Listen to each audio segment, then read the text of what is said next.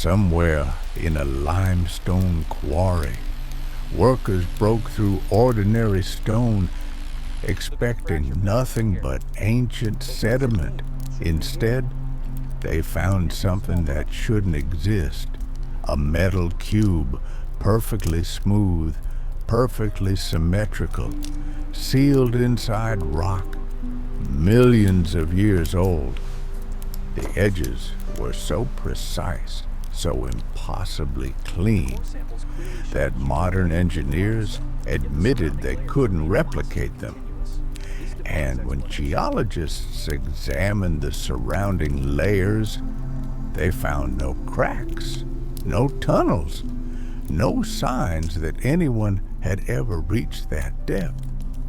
The rock had formed around the cube, as though the metal had always been there, waiting in the darkness for someone to finally ask the question it was meant to answer. What if we are not the first? Imagine this for a moment, not with urgency, not with fear, just let the thought settle, like dust after a long journey.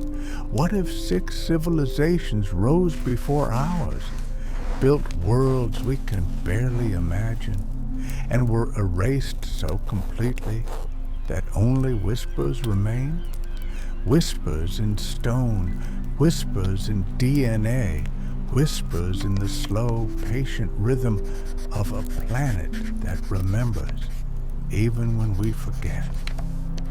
Tonight, as the world grows quiet around you, we drift into a question that ancient peoples carved into monuments, encoded into their bodies, and left scattered across drowned coastlines and buried deserts, not as a warning, but as a map. Let your breathing slow. Let the weight of the day dissolve, because you don't need to solve this mystery tonight. You only need to let it carry you gently into the oldest memory, written into the bones of the earth. The memory of what came before. For generations, historians built a timeline, a neat, orderly progression from primitive ancestors to Bronze Age kingdoms to the civilizations we recognize today. Stone tools, agriculture, writing, cities, each step building on the last.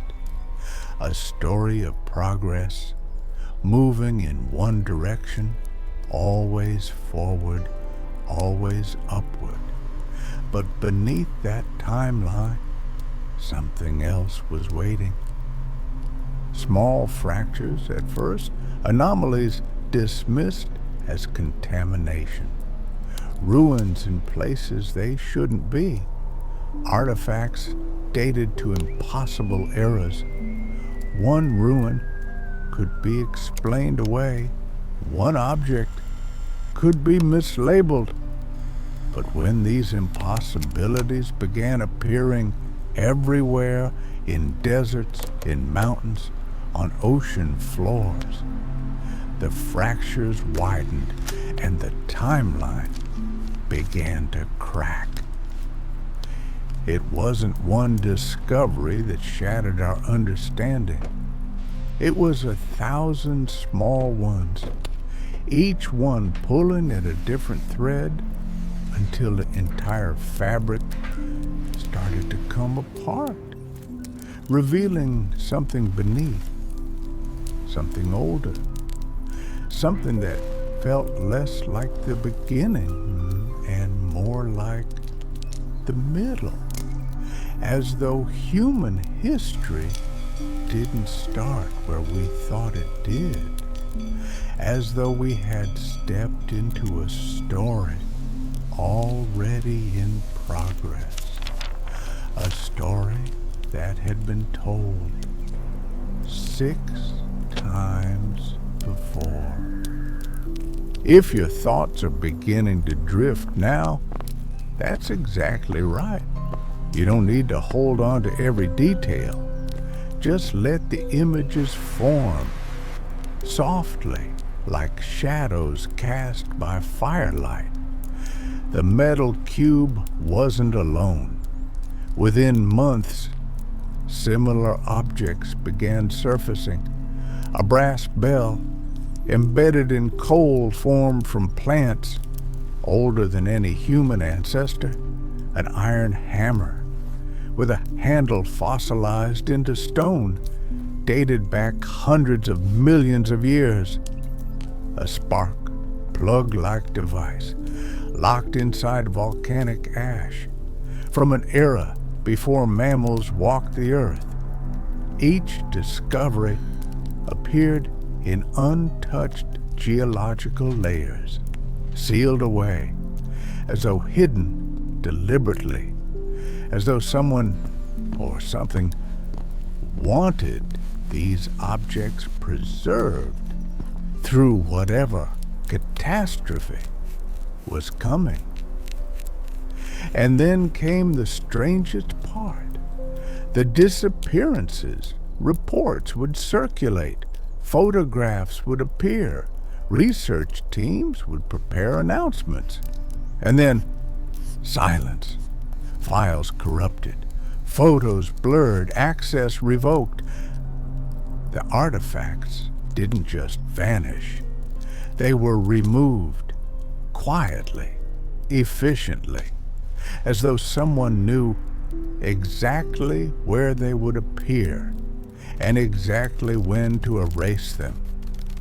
Miners reported strangers in unmarked vehicles arriving minutes after discoveries. Divers spoke of naval vessels shadowing their expeditions, engines silent, lights off. Satellite images of underwater ruins replaced with artificial cloud cover within days. It wasn't random oversight, it was coordination, as though the evidence was being erased according to a protocol older than nations, older than governments, a protocol that had been followed for a very long time.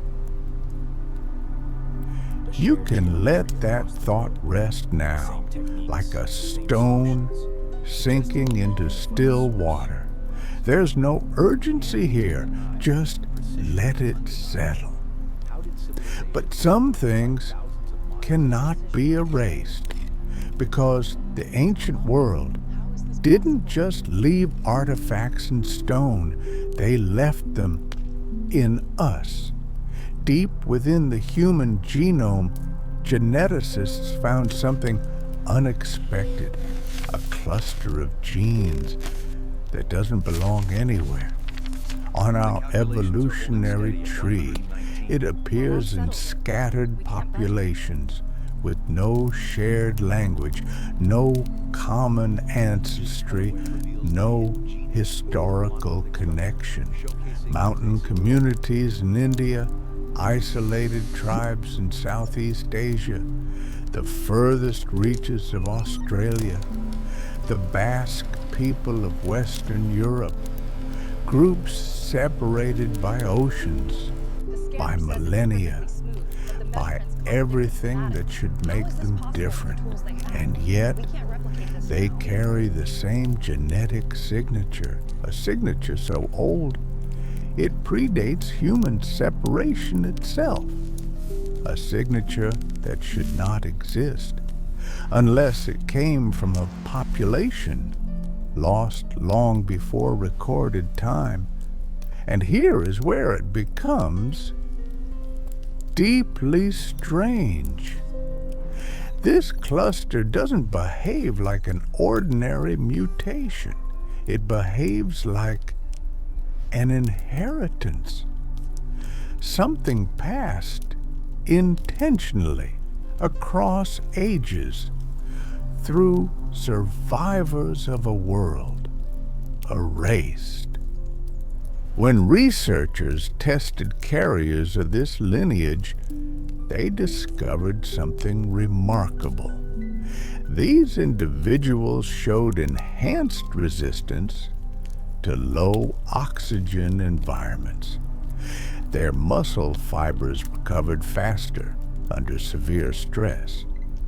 Their circadian rhythms remained stable during prolonged darkness. Brain scans revealed heightened activation in spatial mapping regions, the very neural pathways required for navigating unfamiliar terrain, tracking celestial movement, and sensing environmental shifts. These aren't random abilities, they are survival tools, tools for enduring floods, ash clouds, volcanic winters, global migrations across shattered landscapes, tools for surviving exactly the kinds of catastrophes that ended the earlier civilizations. Let your breathing deepen now. Let the weight of your body sink into whatever holds you. You're not falling asleep. You're dissolving into a memory that predates nations, predates languages, predates everything we call history. And then came the most unsettling discovery of all. These genetic traits are activating again, not metaphorically, not symbolically, literally. As environmental conditions shift, as magnetic fields drift, as the same precursors that preceded ancient collapses begin appearing in modern data, the dormant cluster awakens. Neural pathways light up, metabolic changes increase, instincts sharpen, as if something deep within the human genome has begun to remember. Carriers of this lineage describe strange experiences, a sense of déjà vu around ancient ruins, recognition of weather patterns before instruments detect them, an ability to navigate unfamiliar landscapes with uncanny accuracy, as though something buried inside their biology awakens in the presence of certain symbols, certain stones, certain star alignments. These are not learned behaviors. They are inherited responses, echoes from ancestors who survived global endings that modern history refuses to acknowledge. The conclusion was unavoidable. This genetic lineage does not just preserve biology, it preserves memory. Memory of landscapes that no longer exist, skies that no longer align, civilizations erased so completely that only their final survivors carried the truth forward in their DNA. And if such a memory survived extinction, then what else might it be preparing to reveal? You may feel yourself drifting now between waking and sleep. That's exactly where you should be. Don't fight it. Just let the question echo softly in the back of your mind, like a bell ringing in the distance. But the genetic memory wasn't the only inheritance, because the survivors of those lost worlds didn't just carry knowledge in their blood, they carved it into stone. Across the planet, separated by oceans that should have made contact impossible, structures emerge with identical signatures. Polygonal stonework with self-locking geometry.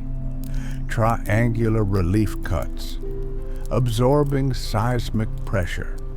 Orientation toward the same ancient star positions. Terraces calibrated to the same solar arc calculations. These features appear in the Andes, in the Mediterranean, in Asia, in the Pacific. Cultures that never interacted, never traded, never shared language or tools, somehow built with the same engineering logic.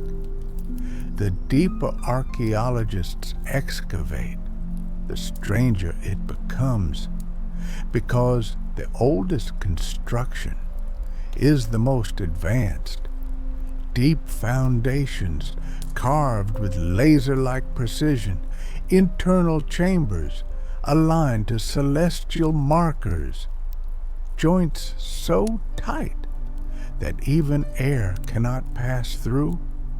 These are not the works of early cultures experimenting with stone.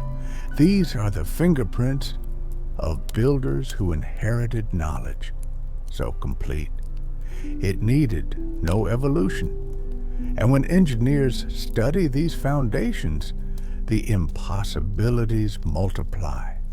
In Japan, in Peru, in Egypt, in Turkey, stones weighing dozens or even hundreds of tons, lifted and placed with such precision that even a modern crane could not replicate it.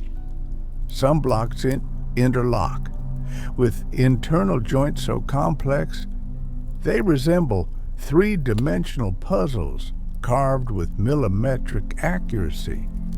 Under microscopic magnification, many surfaces bear striation marks, matching high-speed rotary tools. Identical across continents, identical across time periods that, according to official history, had no contact whatsoever. These were not primitive builders. These were engineers. Engineers working from knowledge. Let that image rest now. Engineers in a world we were told never existed, building monuments that should not be possible, following blueprints that came from somewhere we can no longer see. And then researchers made a discovery that changed everything when they plotted thousands of these structures on a global map. Their orientation lines, astronomical paths, geometric relationships, they formed a lattice, a planetary grid, as if the ancient world had been mapped according to a single unifying system. This grid aligned with magnetic nodes, fault lines, solar cycles, energy hotspots, in ways modern geologists are only beginning to understand. It was a blueprint, not of individual cities, but of an entire planetary network. The builders were not thinking in terms of countries or kingdoms. They were thinking in terms of Earth itself. And this was not the behavior of tribes rising from the Stone Age.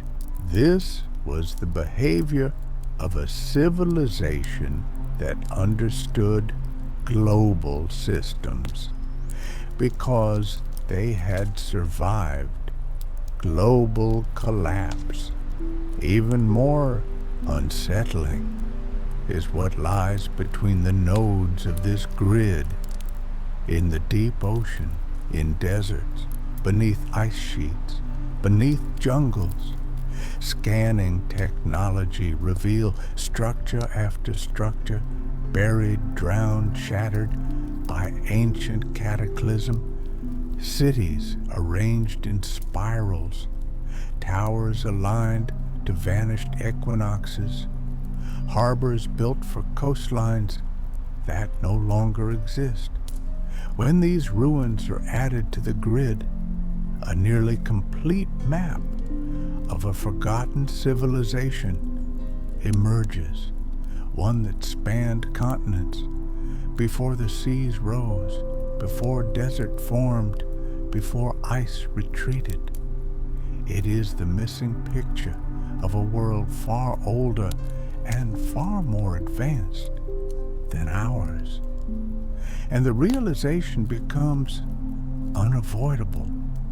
These monuments are not the beginning of human civilization. They are the last surviving fragments of the civilization that came before the flood. If your eyes feel heavier now, that's perfectly natural. You don't need to stay awake for this.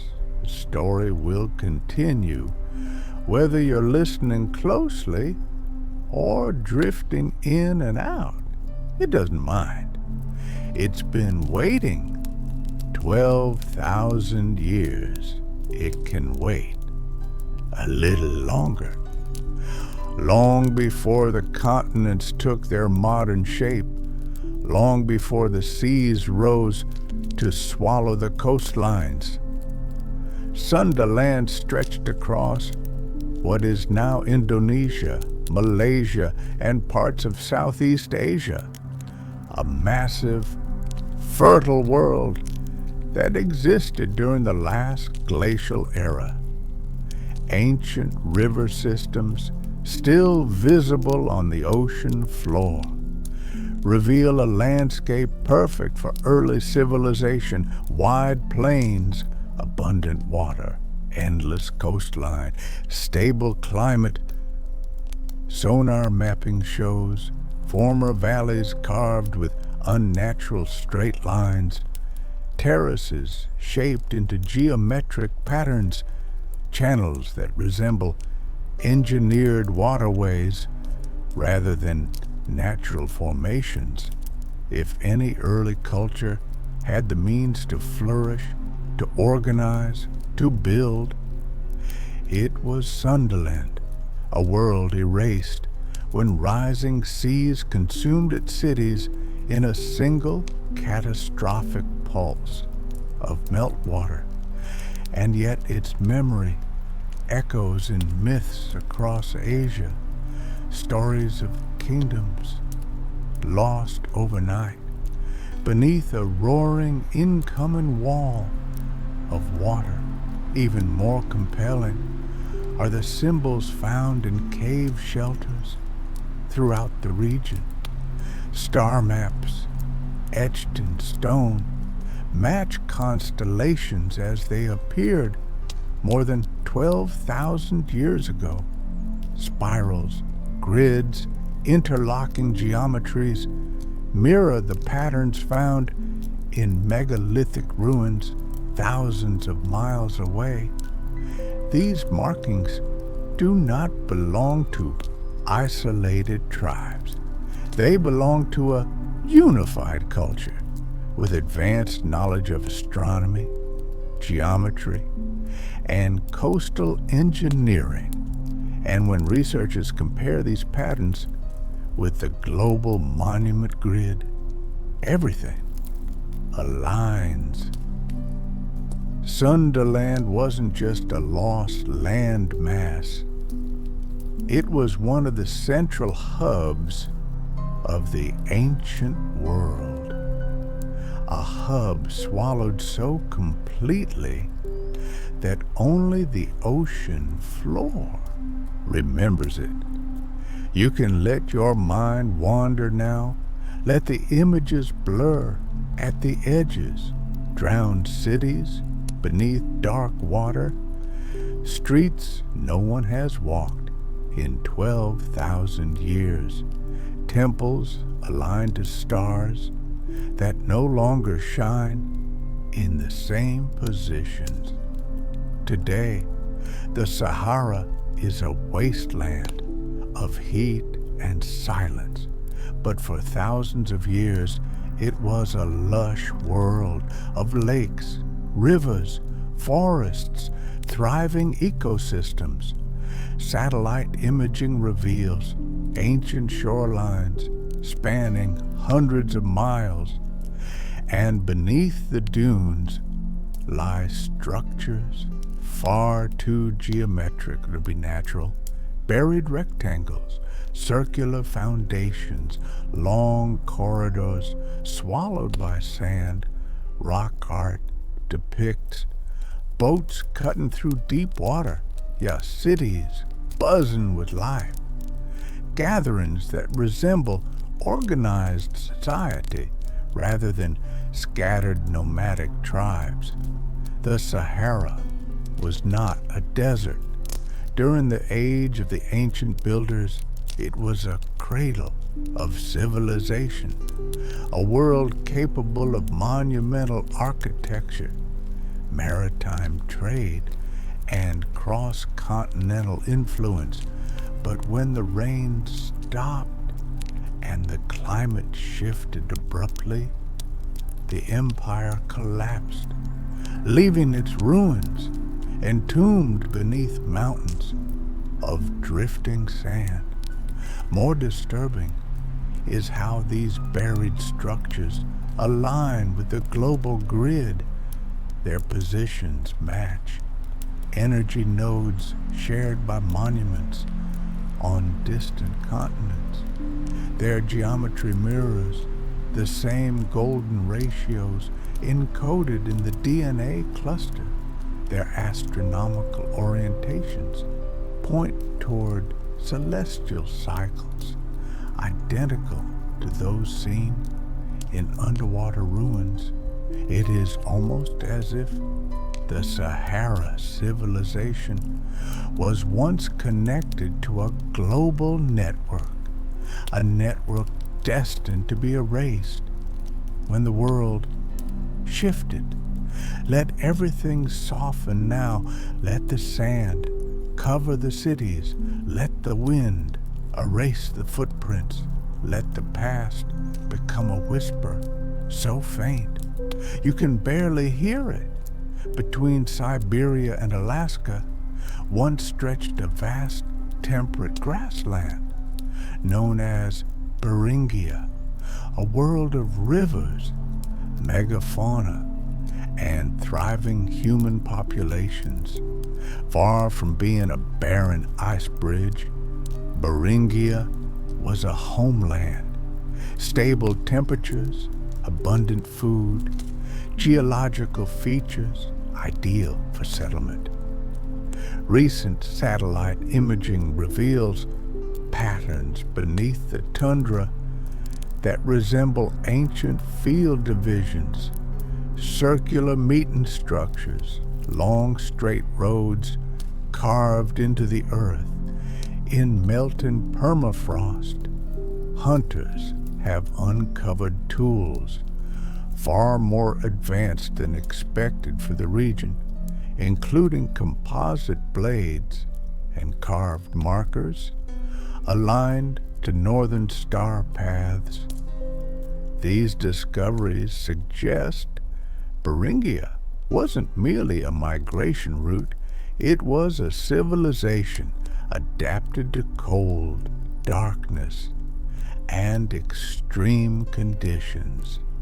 What makes Beringia even more mysterious is how its markers align with the same astronomical patterns found in Sundaland and the Sahara. Its stone circles mirror those in Britain. Its celestial markers match those in the Andes. Its alignments track cosmic cycles identical to the ones encoded in the monuments below Egypt. It appears that even in the coldest edges of the ancient world, the same mother civilization left its imprint, a unified knowledge system spanning climates and continents. When sea levels rose at the end of the Ice Age, Beringia vanished underwater, and with it an entire chapter of humanity's forgotten story. You might not even be here anymore, and that's perfectly fine. Wherever you've drifted, it's exactly where you need to be. The story continues without you. It doesn't need an audience, it just is. Long before the rise of Greece, long before Egypt carved its first dynasty into stone, the Mediterranean basin was home to a seafaring people whose influence stretched from the islands of Malta to Cyprus to Crete and deep into the coastlines, now fractured by time.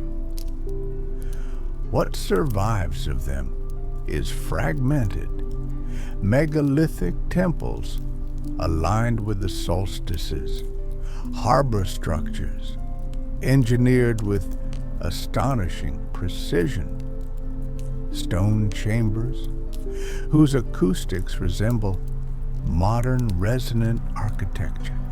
But beneath these visible ruins lie deeper layers, older foundations, carved with the same impossible geometry found in Peru, Japan, and Turkey.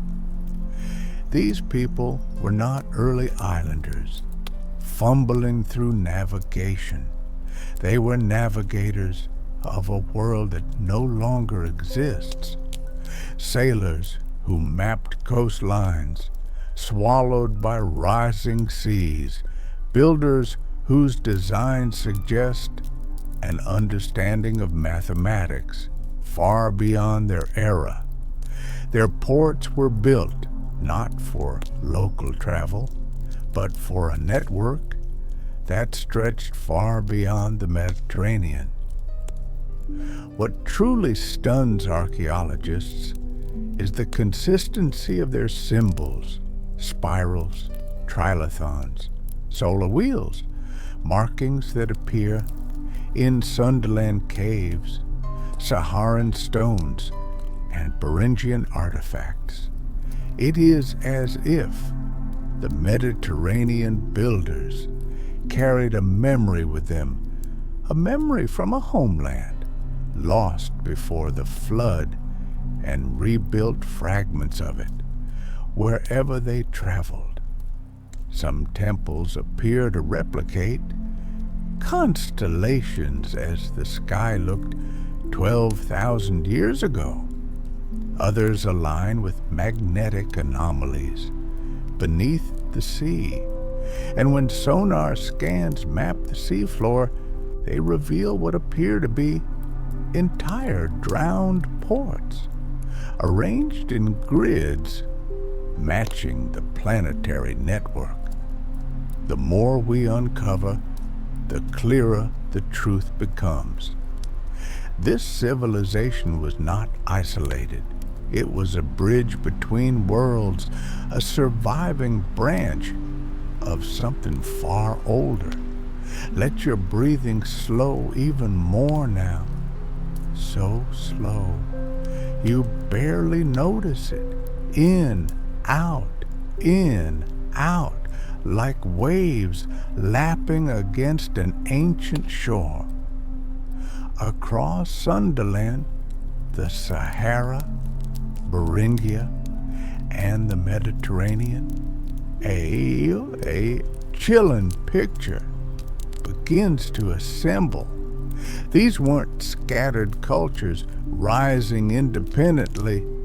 They were branches, surviving fragments of a single world that once existed before the sea levels rose, each civilization held a piece of the same memory, the same astronomy, the same engineering logic, as if all of them descended from one parent civilization, erased so completely that only its shadows remained.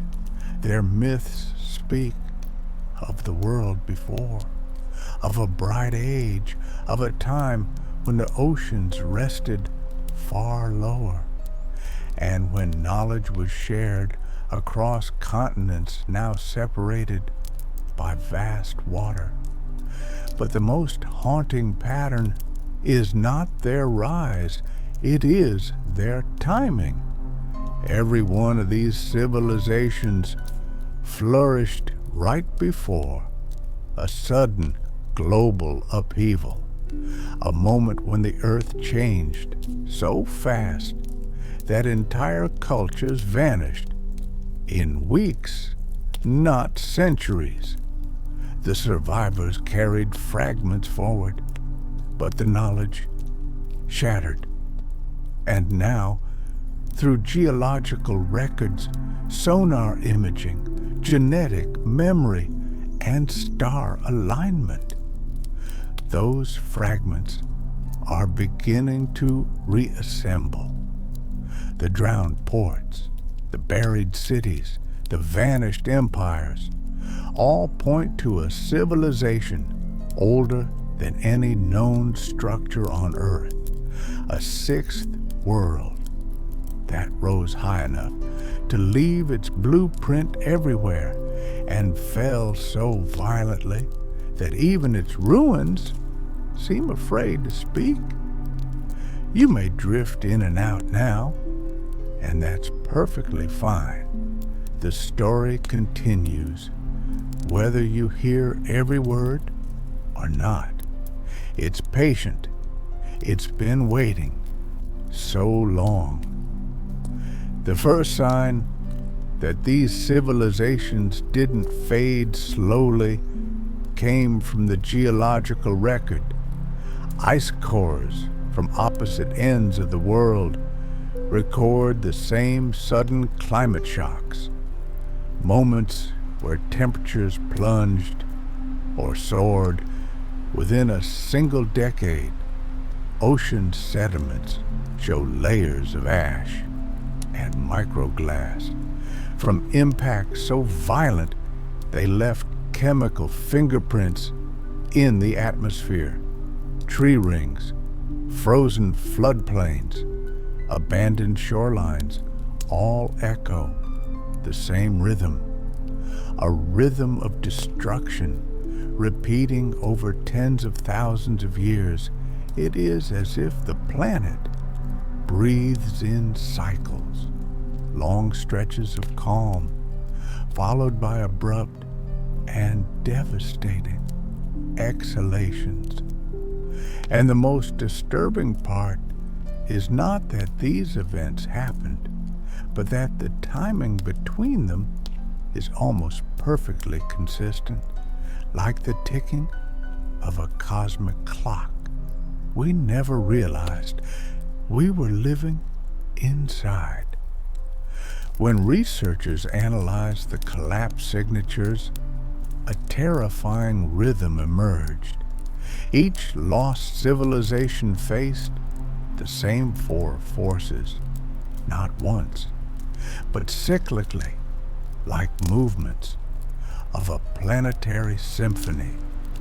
First came fire, volcanic eruptions, blotting out the sun, ash clouds drifting across hemispheres, lightning storms, igniting forests into oceans of flame.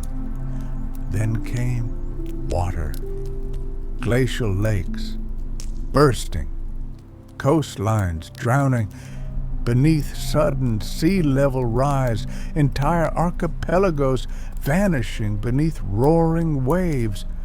After water came darkness, magnetic disturbances, dimming the skies, auroras flickering over collapsed cities, animals migrating in confusion as the poles shifted, and finally, ice, a sudden chill, frost spreading across fertile valleys, snow burying once green lands, fire, water, darkness, ice, repeated across thousands of years. Not chaos, not coincidence, a cycle scripted by forces we are only beginning to understand. Let that thought dissolve softly into the darkness gathering around you. You don't need to answer it tonight. Just let it exist somewhere in the back of your awareness, like a distant star, too faint to see directly, but there, nonetheless. And the most haunting detail is how fast these forces arrived. Ash layers show sudden transitions. Coral records freeze mid-growth. Tree rings display abrupt temperature drops. Ice cores reveal atmospheric shifts within the space of a single season. The world didn't slowly drift into collapse. It flipped, as if a trigger was pulled, as if something celestial, geological, or both snapped the earth into a new state. The geological record shows this clearly. Species vanish in tight clusters. Climates flip in decades. Coastlines redraw themselves seemingly overnight. And now, in the present day, the same indicators are rising again, the same signatures, the same alignments, the same unmistakable tremors beneath the surface. Modern instruments detect the same signals rising. The magnetic field weakens. The poles drift faster than any time in recorded history. Deep ocean currents slow and stutter as if preparing to shift. Volcanoes, long dormant, rumble back to life. Even the night sky changes. Subtle variations, but enough for astronomers to whisper that something is out of place. These aren't random coincidences. They're echoes of the same precursors that appeared before each collapse of the civilizations that came before us. And if the pattern is re-emerging now, then the cycle may already be in motion. You can let your thoughts fragment now, images blurring, words fading. Just drift like a leaf on slow-moving water, carried wherever the current takes you. After every collapse, a peculiar pattern emerges in the archaeological record. Small groups, often carrying tools, symbols, and knowledge far beyond their time, appear suddenly in distant regions, in the Americas, in the Mediterranean, in the Himalayas, in Oceania. They arrive with stories of a world that drowned, burned, darkened, or froze. They teach agriculture to regions that never practiced it. They introduce star lore that aligns with skies no longer visible. They build the first megaliths of each region, always with the same geometry, the same astronomical precision, the same inherited techniques. These first teachers are described in myths not as gods, but as survivors, survivors from lands swallowed by the sea or shattered by fire. Their migration routes trace perfect arcs that match the spread of the genetic cluster. The survivors didn't wander. Randomly, they followed ancient paths, escape routes known to their ancestors. As these paths are reconstructed, a map of the ancient world begins to emerge, a world connected by shared knowledge, shared monuments, shared warnings.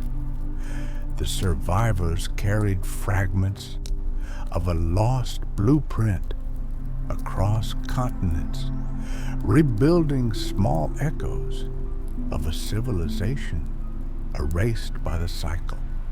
But each echo grew weaker, each generation forgetting more, each culture remembering only fragments, symbols without context, stories without origin, rituals without meaning. And that loss of meaning leads to the chilling thought: what if the survivors remembered the collapse, but not what caused it? Let everything soften now. Let the survivors fade into mist. Let their voices become whispers. Let the past become a dream. Across ancient myths, geological strata, astronomical alignments, and genetic memory, the same cycle reappears. A cycle of rise, collapse, silence, and renewal. A cycle that destroyed 6 civilizations before ours. And now, as researchers compared a timeline of global suppression to the timeline of Earth's catastrophic cycles, a perfect overlap emerges.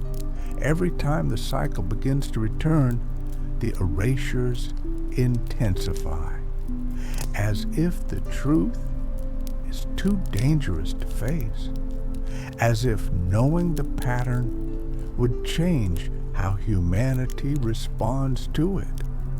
The suppression wasn't hiding the past, it was hiding the next collapse.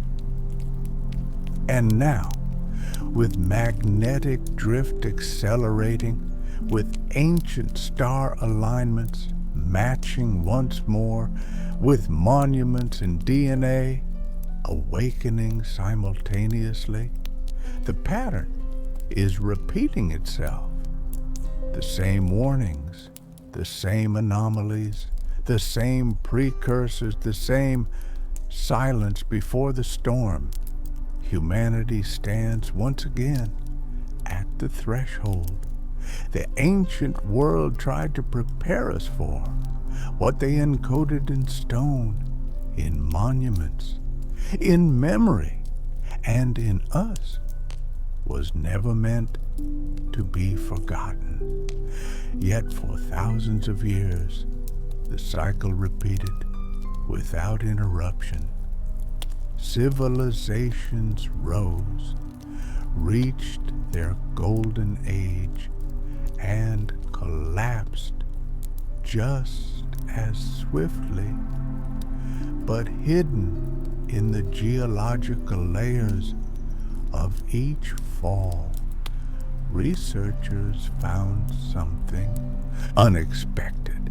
A trigger, not a single disaster, not one event, but a moment, a precise point in time, when small changes suddenly accelerate, when the world shifts from slow instability to rapid transformation. It always begins quietly. A magnetic wobble, a thinning patch in the atmosphere. Strange auroras dipping toward the equator. Animals migrated in wrong directions. Oceans warming unevenly. Storms forming months ahead of schedule.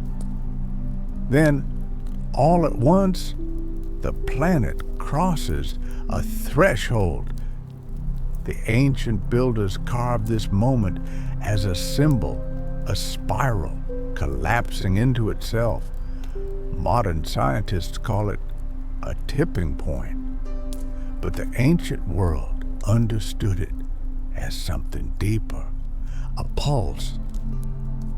The moment the planet exhales after thousands of years of tension, and every time this pulse occurred, the previous civilizations were caught unprepared. But humanity, for the first time, sees it coming.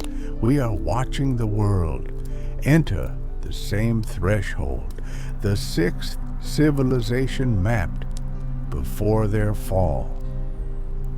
If your breathing has become so slow now, you barely notice it. That's exactly right. Just let yourself be carried. For centuries, researchers assumed the collapse cycle was flawless, a closed loop, repeating without exception. But subtle cracks in the pattern are beginning to appear. Data from the sixth civilization reveals they slowed the collapse by almost 2 centuries, long enough to encode part of their knowledge into monuments and genetics. The fourth civilization delayed theirs through planetary water redistribution. The second built atmospheric shields that softened solar storms. None of these measures stopped the cycle, but all of them shifted it, tilted it. That means something extraordinary. The cycle is not fixed. It can be bent, not broken, not yet, but nudged, altered, redirected, and humanity, for the first time, has access to every tool the ancient world lacked. Global communication, satellite observation, real-time modeling, planetary scale engineering. Unlike the civilizations that came before, we can see the cycle forming from orbit. We can measure the pulse of the Earth as it rises. We can learn from all 6 worlds, not just fragments. The cycle is vast, but not invincible, movable like a river redirected one stone at a time, which leads to the realization that will shape everything. The cycle may be strong, but humanity has never been stronger than it is now. And for the first time in 12,000 years, we may have leverage. Let that hope rest softly in your chest, like a candle flame in a dark room, small but persistent. The 6 civilizations that came before us fought the cycle with stone, with water, with architecture, with astronomy. They built walls against the sea, fortresses against the wind, altars aligned to the stars, and chambers tuned to the Earth's pulse. But through all their brilliance, all their triumphs, all their intuition, they missed one possibility they tried to resist: the planet. They never tried to coordinate with it. When researchers built full-scale simulations of the ancient collapses, a remarkable pattern appeared. Each civilization fought only one element of the cycle: water, fire, or darkness, never the full convergence. None of them had global communication. None of them knew what was happening on the other side of the world. None of them saw the collapse forming as a single planetary event. But humanity, for the first time in Earth's history, does. We can monitor volcanoes while modeling ocean currents. We can track solar storms while analyzing magnetic decay.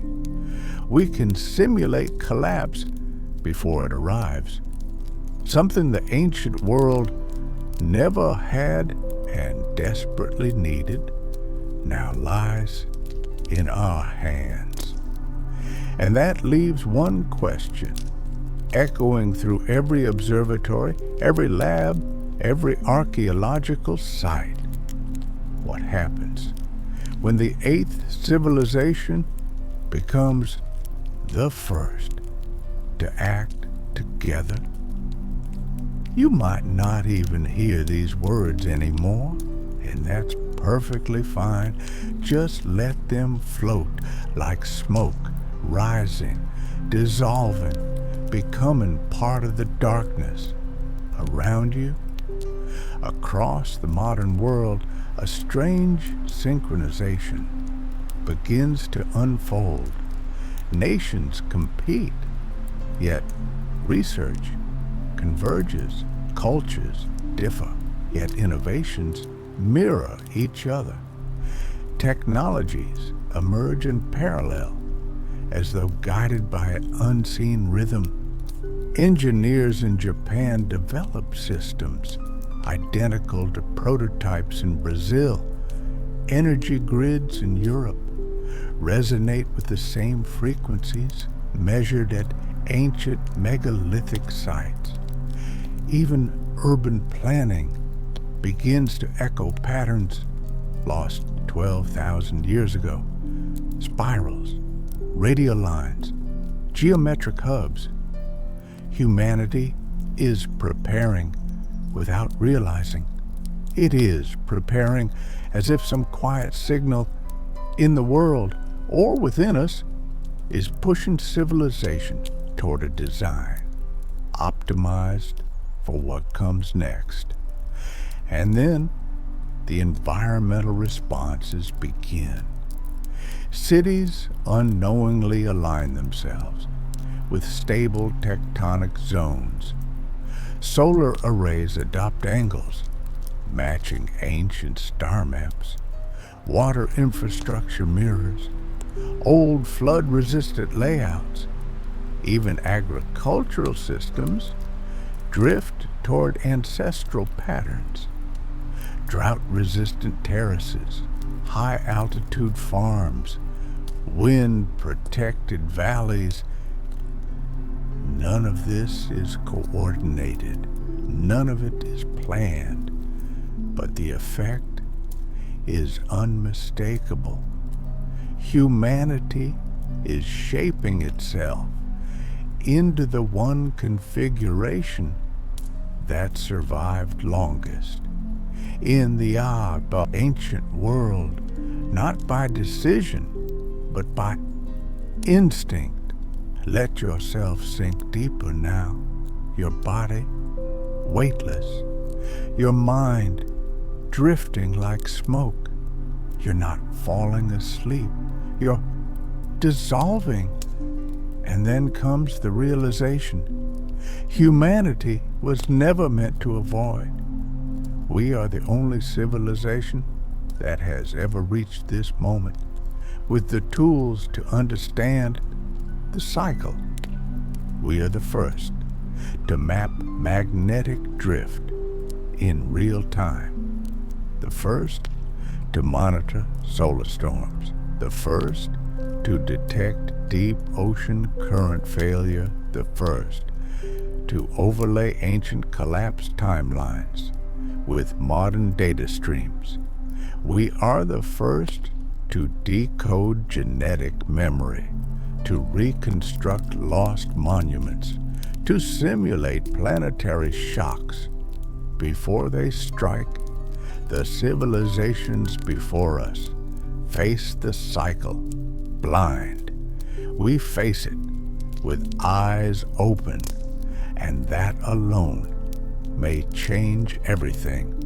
Yet knowledge means nothing unless it is remembered, unless it is passed forward, unless it survives the silence that follows a collapse. The ancient builders carved their warnings into stone because they knew memory fades. We carve ours into data, but data without intention is fragile. So if you've followed the story this far, pause, breathe, and hold this memory not as entertainment, but as a reminder of what humanity is stepping into. Because we stand now where they once stood, at the boundary between one age and the next. But unlike them, we can see the turning.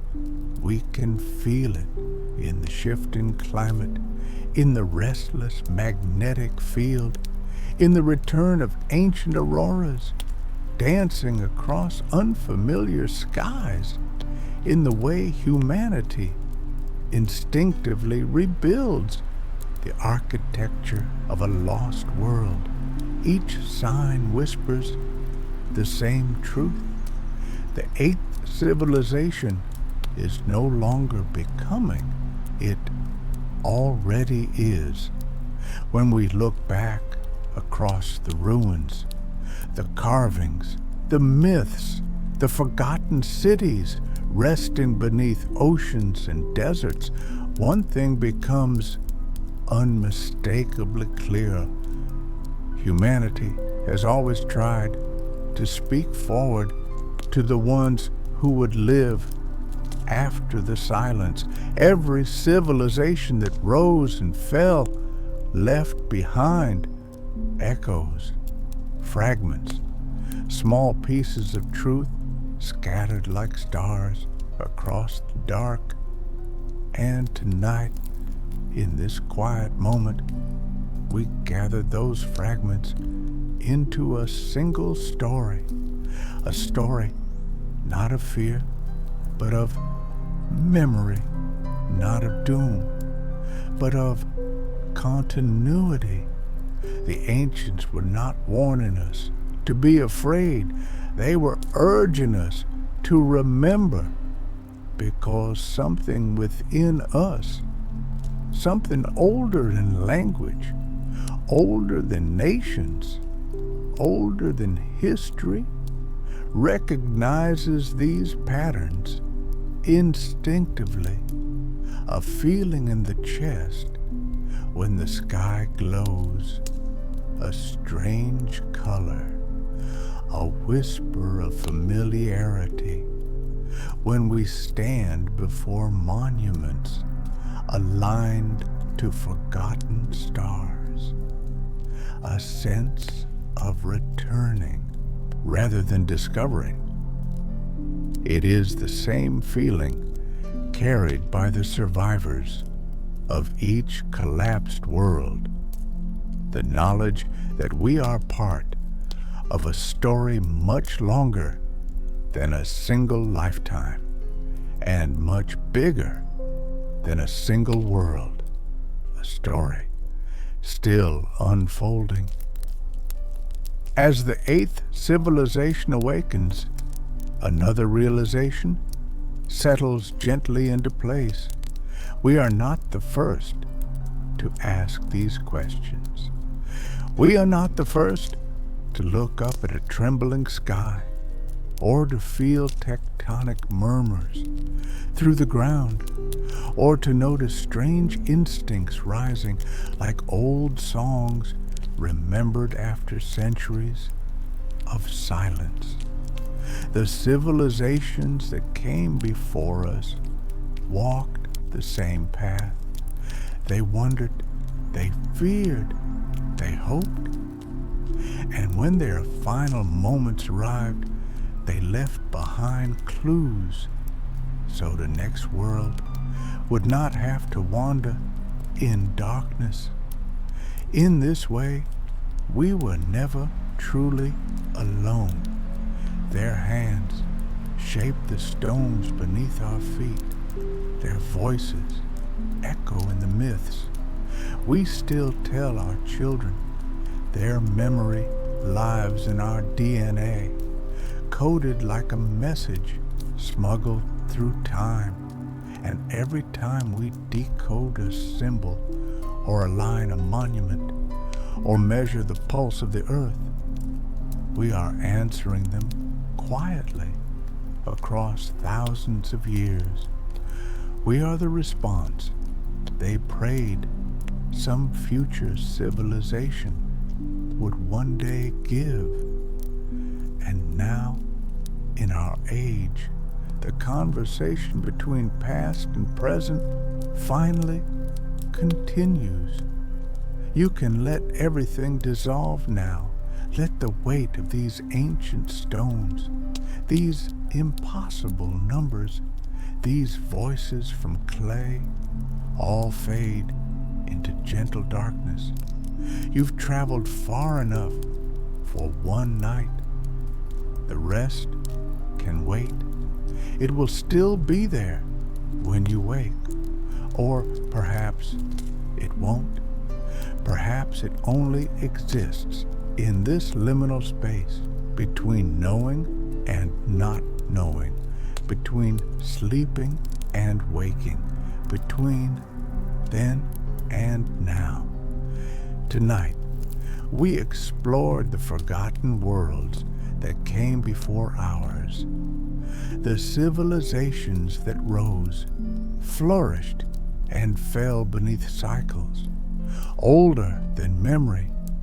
And now, with the cycle turning again, we stand where they once stood, at the boundary between one age and the next.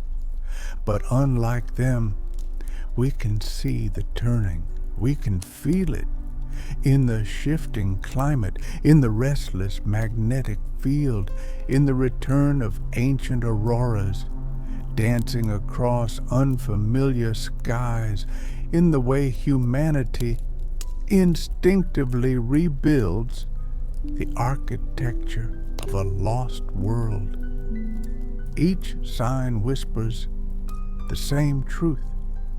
The eighth civilization is no longer becoming. It already is.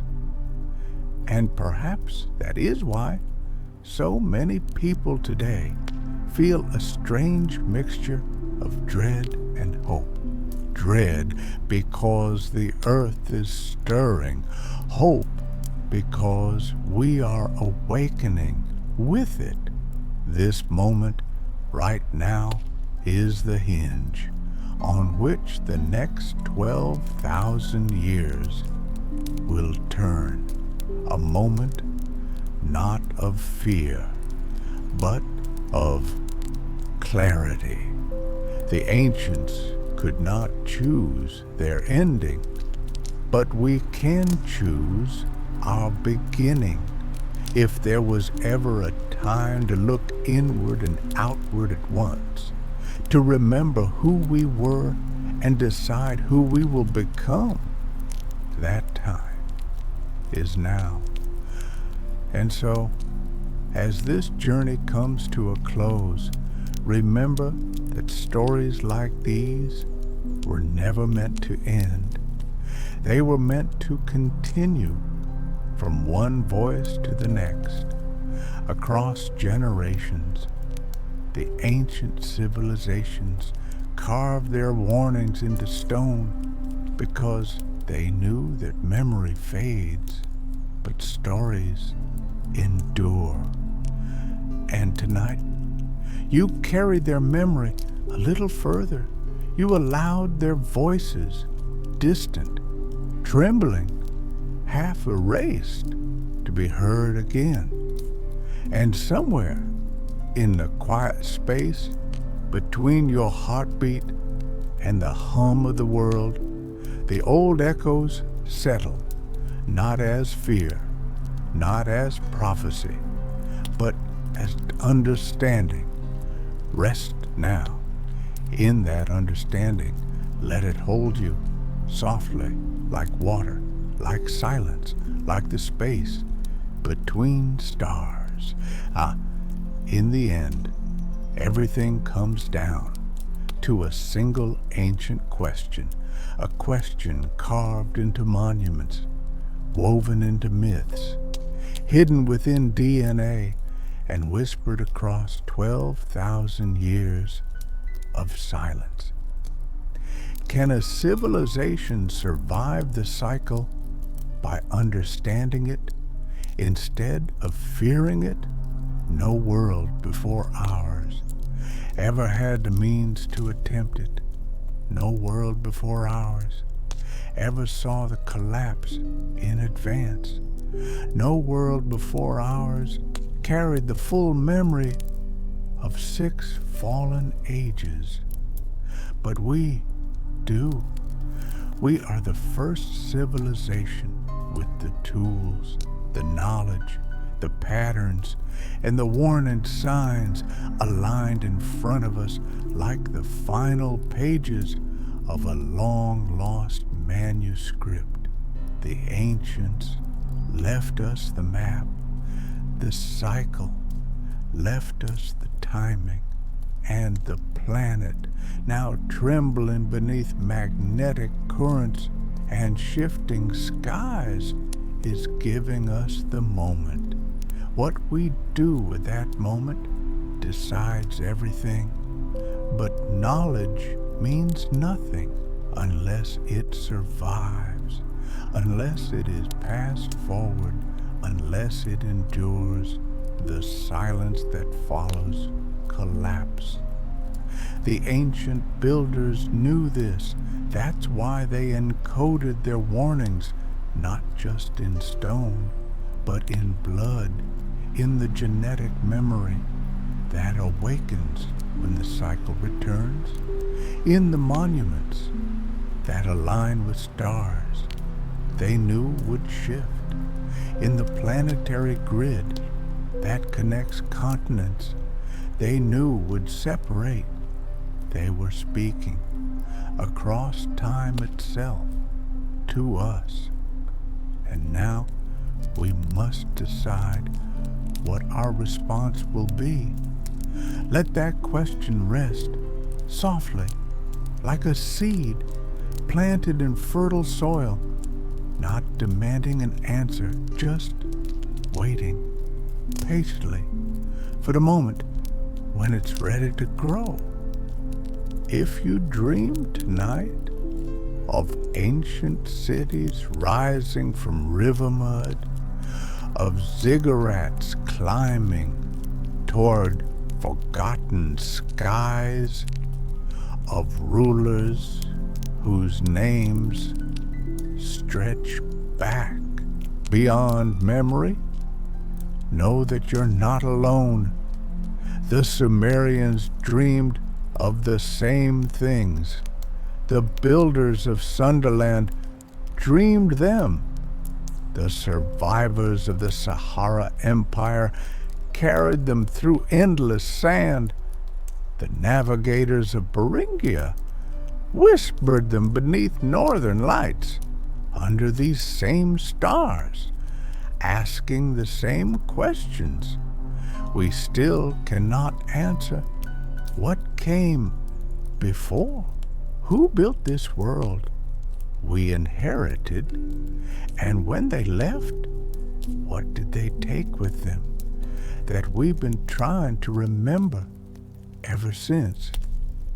These questions have no easy answers. Perhaps they have no answers at all. But in asking them, in letting them echo through the quiet spaces of our minds, we become part of the story, the same story that stretches back through 6 lost worlds and forward into whatever comes next. Sleep now? The answers, if they exist at all, are not in words. They're in the silence between them, in the space where certainty ends and mystery begins. And if you sense in that liminal space between waking and sleep that something old is stirring, something that remembers what we forgot, something preparing for what comes next, then you are already listening to what the past is trying to tell the present. The cycle is not waiting to happen. It is already underway. And the 8th civilization is not an age we are building. It is an age we have already stepped into. The monuments resonate. The DNA awakens. The planet shifts beneath our feet. And somewhere deep in the bones of the earth, a rhythm older than mountains begins to pulse again, softly, slowly, like a heartbeat after a long sleep.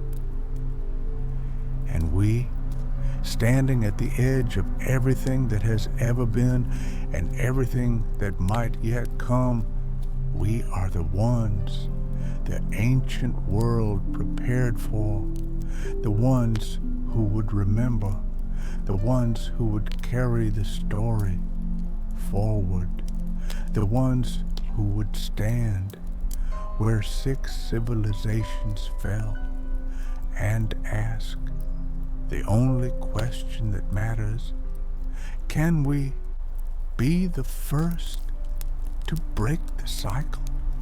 Or will we, like all those before us, simply become another layer in the earth's long memory, another whisper beneath the sand, another ruin beneath the waves, another forgotten world waiting to be rediscovered by the civilization that rises after us?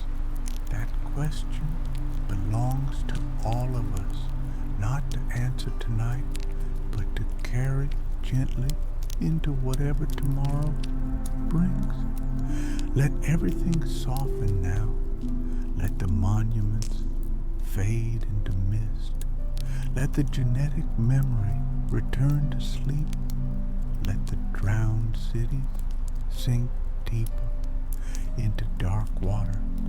Let the cycle turn as it always has, as it always will, until someone, somewhere, remembers how to stop it. And perhaps that someone is closer than we think. Perhaps the 8th civilization carries within it the key, the ancient world left behind, not in stone, not in myth, but in the quiet courage to face what's coming, together, to remember what was lost, to learn from what failed, and to build, not in fear of the cycle, but in harmony with it, because the greatest wisdom the 6 lost worlds left behind wasn't about stopping the cycle. It was about understanding it, living through it, and passing the story forward so that one day, one civilization, one generation would finally break free. Perhaps we are that generation, or perhaps we are simply another chapter in a story so long, so deep, so patient, that 12,000 years is merely a breath. Either way, we are here now, in this moment, between what was and what might be, between the sixth world and whatever comes next. And in that space, we carry something precious, the memory of all who came before, the hope of all who might come after, and the question that connects them all. What if this time we remember? Rest now. Let that question drift with you into sleep, like a leaf on water, carried gently wherever the current leads. And when you wake, if you remember even a fragment of what you heard tonight, then the story continues, not because it needs to, but because somewhere deep inside, something older than words refuses to let it end. Sleep well. The ancient world is watching and waiting for the moment when we finally remember who we are and what we're meant to become. The eighth civilization rising from the ashes of 6 forgotten worlds, not in fear, but in memory, and perhaps this time in wisdom. Good night, and may your dreams carry you to places the cycle has not yet erased.